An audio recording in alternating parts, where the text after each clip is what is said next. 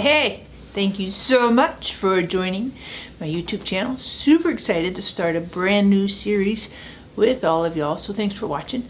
We're doing a road trip series. Oh my goodness, I'm really excited about this. It has a little bit of residual memories from the last couple of summers with my family. We did road trips, one to the East Coast from Denver, seriously, and one to the West Coast from Denver, and they were interesting road trips. 3 teenagers in a minivan. Oh yes, super exciting, maybe. But the road trip we're talking about today and in this series is a road trip in this terms of following Jesus. What does it mean to follow Jesus? Taking a road trip, if you will, with Jesus. So I've been thinking about this, kind of been rolling around in my heart for a little while now, and I'm very eager to jump into this series with you. Because I think that in many respects we want to follow Jesus, or at least we have kind of the theory of it in our mind. Seems like it might be a good idea. But let's look and see some beginning things. Number one, today, what we're going to talk about is what does it mean at the very beginning? What's like this kind of the first steps as it relates to following Jesus. And I was thinking about this in terms of Jesus meeting Peter, James, and John as they were fishing in Luke chapter 5. Think about this in terms of Peter meeting Levi. He was a tax collector, and he was in his booth collecting taxes in Luke 5 when Jesus met him. And then a couple other guys too, and they were doing their various professions, what their jobs were. And when Jesus came into their lives, they said yes to the road trip with Jesus.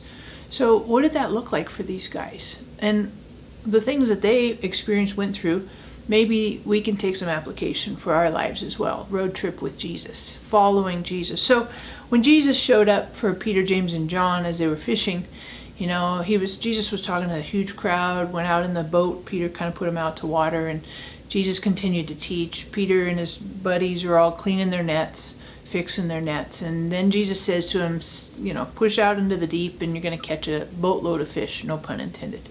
That's exactly what happens. Peter does it. They get this massive catch of fish. Even though Peter was a little hesitant and skeptical about the whole thing, this miraculous catch of fish happens. And interesting, Peter says, he falls at Jesus' feet and says, "Leave me, I'm a sinful man." And Jesus says to Peter, "Don't worry about it, dude. Follow me, and I'll make you fishers of men." And when Jesus shows up, it says they left the boat. They left their nets. They left their father. And when Jesus shows up at Levi's tax collecting booth, he says the same thing, "Follow me." And Levi leaves his booth to follow Jesus. One of the disciples of John the Baptist, when John the Baptist pointed out Jesus and said, "There goes the Son of Man," he left John the Baptist to follow Jesus, to go on a road trip with Jesus.